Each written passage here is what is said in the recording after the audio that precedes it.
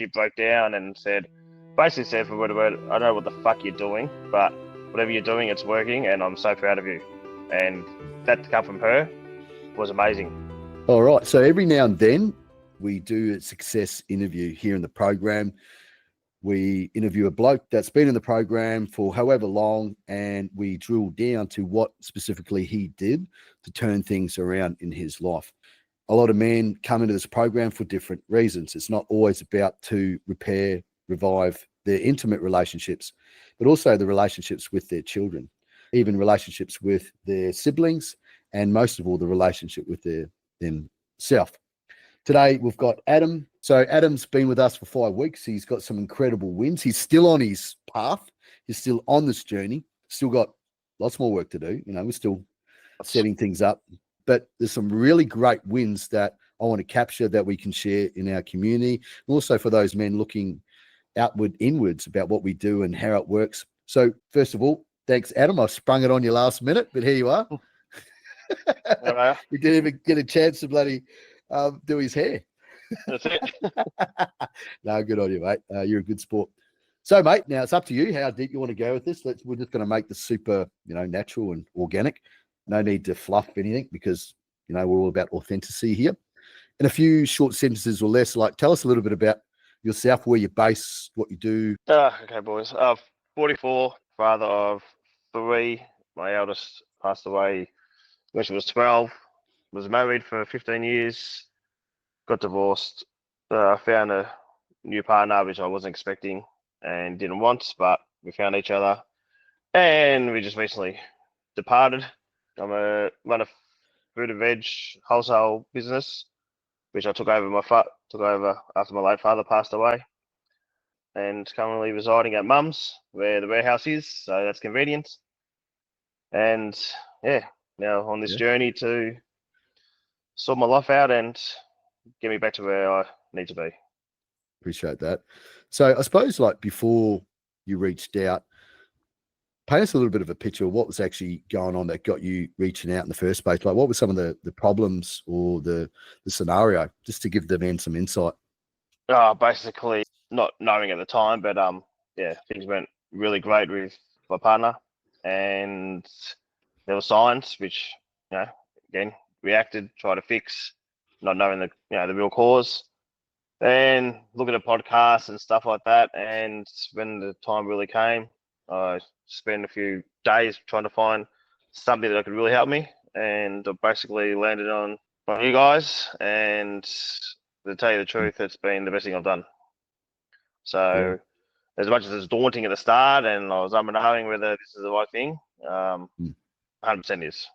And I'm only scratching the surface of it. And if you saw how I was before I called you guys, and to see how I am now, it's a big difference, and a lot of people have noticed. And when you get a bit of a pat on your back, it just drives you more. I mean, you feel better, you strive, and so some amazing things have happened, which I'll share with you shortly. Yeah, perfect. So the scenario was obviously things weren't working out too well for you in your situation. What were the main things that weren't working out? Just whatever you feel comfortable talking about, Adam. Our connection was barely there. Intimacy was totally gone. It basically just felt like we were roommates, and she pretty much had her walls up and was shutting down and basically walking on eggshells, and trying to fix things instead of actually listening. And over the last pretty much a year, there's obviously the reasons from her side too, but there's a lot of pressure with the business and my business, and just the way everything was flowing, and it got to the stage where she just had enough, and I wasn't leading. She was calling the calls. I lost all confidence. I even lost confidence just being around her. And when all that goes down, things just go pear-shaped, and they did pretty quickly. Well, not quickly, but it was a slow burn until she had enough. That's a few common patterns that you've laid out there for a lot of blokes that, in their life, whether I speak to them or not, where they're focused on service, they focus on keeping the business going, and along that, path, sometimes we can lose ourselves, right? Yeah, that's exactly what happened. I lost myself, and yeah, was just trying to fix everything. And I basically just put her first Mm. in front of myself, and that was one of the biggest problems too. I was just trying to fix things, but not fix us. Yeah. Yeah, I hear you. Where things were going and what was happening, things stayed the same. They didn't change to what's happened now and where it's obviously going now. And it's, there's still things that are lining up and we're still getting there. But where do you think if you stayed on that path and continued showing up and, doing what you're doing there, where would have things gone for you and for the family unit? Is that if I hadn't changed, or if I was, Exactly. if I, Exactly. well, if I hadn't changed, then yeah, obviously we probably wouldn't be talking. Mm. The separation process would already be beginning. And yeah, I wouldn't be here. I wouldn't be on this program, and I'd probably still be drinking and doing all the other stuff, trying to mask the problems rather than fixing it. That's a And pretty big. I was drinking every day, but when I have a drink on the weekend and something like that, it wasn't 6 beers. It was 30. Yeah, and alcohol is just one of them, right? Like often Yeah. we can, as men, you want to call it distraction avoidance, we can double down into work, into service, right? Yeah, and I reckon the last 3 months of our relationship, I think we both were doing it. We were basically just trying to get through the weekend, and then we both hit it hard. And I look forward to that because at least that weekend I know it will numb the pain.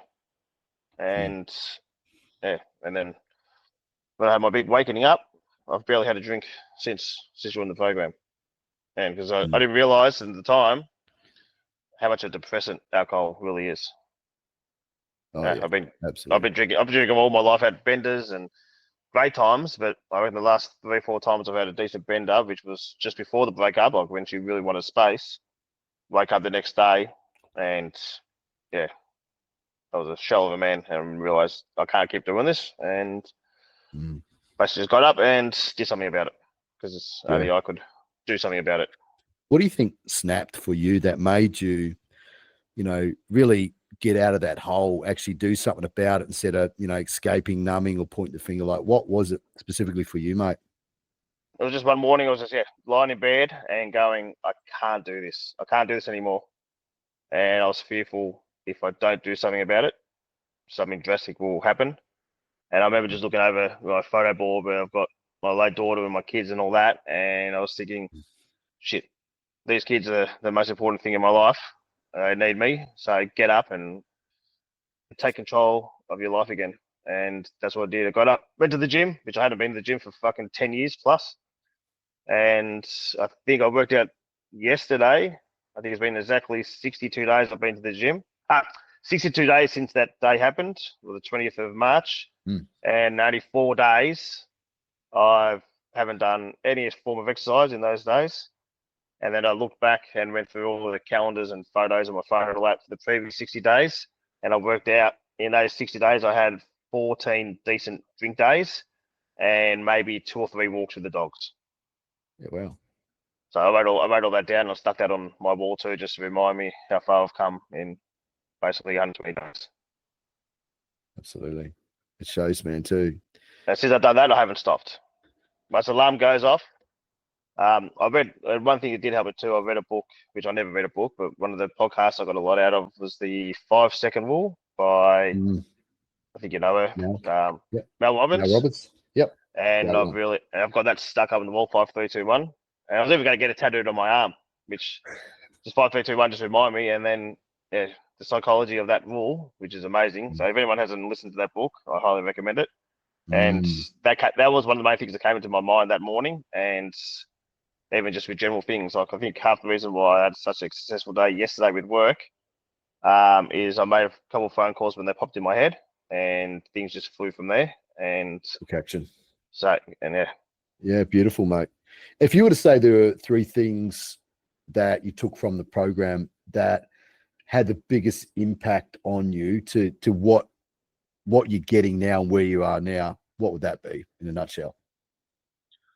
The biggest one is the communication, or more the ownership of your past history, like owning it rather than and not apologizing, and the listening, taking a step back and absorbing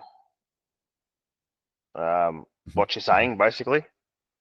So just to circle back, what you're saying is ownership in your behavior, what you're currently doing, the patterns, the things that are playing out. Yeah, that's the biggest thing, and how to especially using the fame and the sus and all that sort of stuff in there, especially the echo. The echo has been the best. Shit so that I when never... you say that, because there might be some blokes that might not understand what that is, and you're talking about the communication, the tactical communication models we got here, right? Yeah, perfect. So being able to understand the program as to why you do what you do, why you don't do what you do, to understand the scripts that run through your head, right? And we've all got them, especially the programming, and then the communication tools in the program. And what would be the third?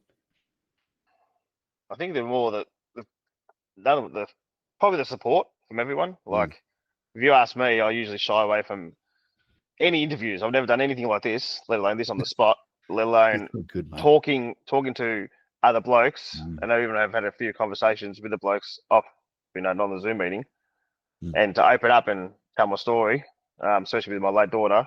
And I haven't even told anyone about my father, which has been a problem with my mum. And I've opened up big time with mum, because usually I avoid mum because she hasn't really dealt with that. And so I'm using a lot of these tactics to try to help her through her issues, because she hasn't recovered from that either. And there's reasons why she is the way she is, and I'm helping her through that through using these techniques. So great. That's awesome. I will share that story soon. But for me to even open up with my daughter, that's massive for me, and I never would have done that without learning these tools, which at the end of the day, although they were daunting and hard, but they're actually not that hard.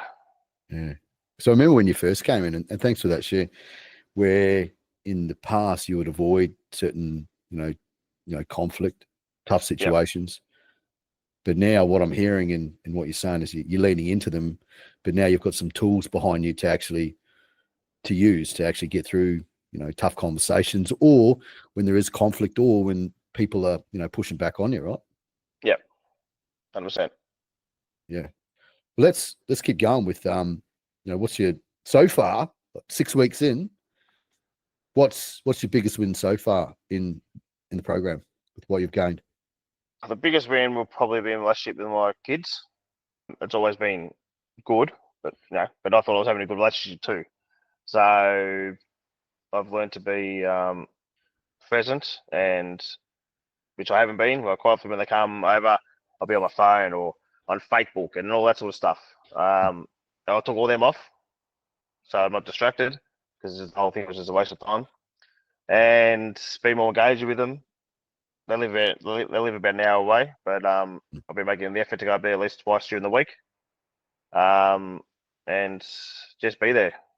And from having them every fortnight and occasionally during the week, to both girls now want to go one-on-one, 1 week on, 1 week off, which I never thought in a million years that would even be a consideration. And they asked me that ages ago. I was like, no, that's too much time, too much effort. But I want to do it. I wouldn't even thought about doing that a while ago if they asked, because I thought it was too busy to try to make Karen happy. So basically put everyone ahead, bar my kids, and just once I got my head straight, I forget kids are the most important thing to me. And I've apologized to them, and I've set them down and apologized, and we've sat down and we've got some big goals we're going to achieve over the next year, including going away overseas with them next year. And we did a big vision board with all the places we want to go to, Disneyland and all that sort of stuff, and it's exciting. That's awesome, man. So knowing that you got a deeper, stronger connection with your kids now, like, how does that feel? That's amazing. Yeah. It's amazing. And now when I go pop up to their school, this figured weird as I turn up there and all the kids in the years come to me and they think I'm some sort of fucking rock star, which is just this stupid. But yeah, they always go, "Oh, Dad, come up. They want to kick the footy with you." So I'll go kick. I went up there yesterday for about an hour, and yeah, kick the footy with the boys. Now they're all 15, 16. Yeah. But yeah, it's just a good feeling. And the thing is just the smile on the kids' face, my girls. Yeah, that's all that matters. Yeah. And I can see it. I can see it in their face. They can actually feel their dad now. They can feel the dad. Exactly right. Yeah. That's why we're doing this, man. And the kids weren't the only one to say something. You said something the other night at the round table call, what your ex-wife said. Yeah, she just on 2 occasions now. Once, which was when I saw her Mother's Day, and she was emotional, and I found her and had a good chat to her, and she said, basically the only person that she would want to see me on the day of Mother's Day, because obviously we lost our child, was me, because I'm the only one that gets it. And we spoke for about half an hour, and then again I had another conversation with her on the phone a couple of days ago, and basically she's personal questions, asked how I was going with Karen and stuff like that. And I said, look, from where they were to where they are now, it's a big change, and it's all because of the program. And so I basically, said to her that, a lot of stuff that I missed out on as a family, and being there for, all the palliative care appointments that I missed, and physio and hospitals. I was there for a lot of them, but not sometimes when I should have been there all the time, basically. And I owned all that. I didn't apologise, because I said that, I thought I was doing the right thing as a father, provider. But the important thing is I should have been there as a husband, as a real father, and owned my shit. And she broke down and basically said for word of word, I don't know what the fuck you're doing, but whatever you're doing, it's working, and I'm so proud of you. And that to come from her was amazing. And she thought, look, now I can see that we can grow. And she said I can see it in the kids, and she goes, look, we can be where we need to be for the kids and for each other. I spent 20 years, basically it was made for 15, knew her from year 7, been with her for basically 20 years, to go from hiding from her to actually now we've got this connection that I never thought we would have. I've heard her say those words, especially from her, was a massive thing. Yeah. At the end of the day, everyone wins from that, especially the kids, right? Yeah, 100%. And also she's going to Cairns with the kids in November, and I'm going to go up for a few days as well and bring the kids back. Which we sat down with the kids I was here and told the kids, and they just lost their shit, because one of the things we did talk about when we separated was we'll still try to do things as a family, especially at the anniversary of our late daughter, which I think we did it once, but we haven't done any of that sort of stuff since. And the kids actually brought it up recently, so a few weeks ago, I spoke to Tanya about it, and and within a few weeks we made it happen, and we're all in a good space, and the kids see it, and the kids, for the kids, it's for the kids, it's not for me and her, but just to be able to speak to her freely is quite amazing, considering that usually I'll just hide from her or just not give her time. But like when you go through 20 years together, plus you lose a daughter, there's always going to be some connection there, and we lost it, and within a few weeks we found it again. So that was a massive win. Yeah, 100%. Having a strong co-parenting relationship, absolutely, and then that's something the kids are going to continue to model. Whether you and your ex-wife are at that status, that's what they're going to see. I suppose with this new relationship, and that's what this program is about bettering the relationship within yourself and bringing that into the relationship. How do you feel like you're going now within yourself, mate, like compared to where you were? Like, paint me that picture. Totally different person. As I said, I couldn't even before the breakup. I reckon I haven't been myself for a long time. Maybe for a very long time. Maybe since my ex-wife. but within particularly the last couple of weeks, I've almost found myself again. I've got a spring on my step. I'm happier, more engaging with the kids, doing more things with the kids, doing things for myself. That's a big one. What's that? Doing something for yourself. Yeah. So I even did a golf lesson yesterday just to see if I wanted to take up golf. And I'm fucking useless, but I gave it a go. But more just more being out with nature. Like where I live, I've got the best view and freaking everywhere. And you know, at one stage I was, I'm living at mum's in my old bedroom from when I was young. It's a nice room, and you just dread it, hated it. But then I changed my mindset to I live in a one bed condo with the fucking best view in the Yarra Valley, and made a little courtyard out the front where I have my coffee and do my journal every morning. Watch the kangaroos and the birds and take nature in and breathe the fresh air, and that sets up my day, and then go about my day. Set up some tasks that I get done, which and just some of the stuff that I did yesterday, I would have just put them off and not worry about it. So basically setting your day up and doing things for yourself, doing things right for other kids, and amazing. Which if you saw me 6 weeks ago, that's totally different person. Yeah. And 6 weeks, we're still early in the program. We're working through some stuff, and you're getting there. This isn't a sprint; it's a marathon. And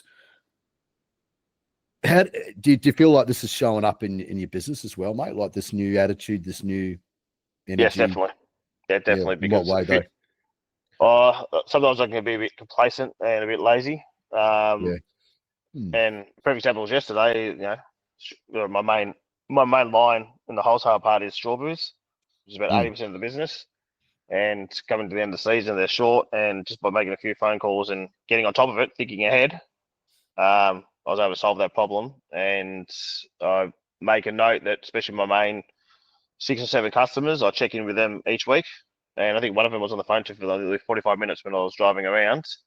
And just the feedback I got from them, they go, "This is why we stuck with you for me for the last 8 years, and your father for the 30 years before that, and my grandfather before that, is because you do things different to most of the other agents in there. Like if things are going to be short, I'll send them extra stock to make sure they're covered, because these businesses are massive businesses. So just being more engaging to my customers, which I've only started doing over the last few weeks, has really enhanced everything. Yeah. Do you feel that the skills you've learned in emotional intelligence, human behavior, tactical communication is helping there too, mate? 100%. Because even when one of my conversations I had with one of my big guys, I think we were on the phone for nearly 45 minutes. 5 minutes was about business, and the other 40 minutes was him whinging. And I used some of those methods to it, and he opened up his eyes and went, "Fuck, you're actually right, Adam." He goes, "Where'd you learn this shit?" And he knew what I was going through, because I had a conversation with him a few weeks ago. Yeah. He goes, "Fuck me, last time I spoke to you, which was about 2 weeks ago," he goes, "You're like a different person." So even like things like that. And I said, he's a customer that I barely see, because because we do night shifts, I drop off early, he's out. So I probably haven't seen him face to face for like a year, but you can just tell by over the phone without actually seeing me, just the change in a few weeks, let alone 6 months before that. There you go. It really hits home when other people are noticing changes and saying things. Yeah, even a few of my mates, they've noticed massively. They go, "I don't know who the fuck you are now." So it's good. Yeah, and right. The amount of times I've had, "I'm so proud of you and what you're doing," is ridiculous. Which just inspires you to keep going. Yeah, that's awesome, man. You're definitely an inspiration in the community. Only been here 6 weeks, and you're kicking huge goals. And it's not always about winning, because every man's in his own battle and the scenarios are different. And I know you're still working on your current relationship now, but how's that looking? I said, well, for the first couple of weeks, it was doom and gloom. There was nothing. And just by sending the right messages and owning, using the framework and all that sort of stuff, there's a lot more communication. So much so that the wall was up pretty high, wasn't it, man? Like wall was up very Yeah. high, and for her to open up the way she did, especially that first time, like I haven't seen that sort of emotion from her. She's very strong-willed lady, and we're totally opposites. For her to open up like that was amazing, and Yeah. I can tell she's still struggling with everything because she's trying to do everything herself. But things are better. We're engaging. We're talking. She's helping me out with work. It still feels a bit friend zone-ish. But I just have to remind myself it's a sprint, not a marathon. And 100%. if I thought that the way we are right now, I didn't think that was possible, 4 weeks ago. So things can go better. And what I've started to realize, if it doesn't work out or whatever, it doesn't matter because what I've got out of this so far trumps that anyway. So for the men out there, it is. It's not all about just getting your relationship back. That would be perfect, but at the same time, there's massive other things to achieve, and the main one is getting yourself back, which I'm getting back now. 100%. That's awesome, man.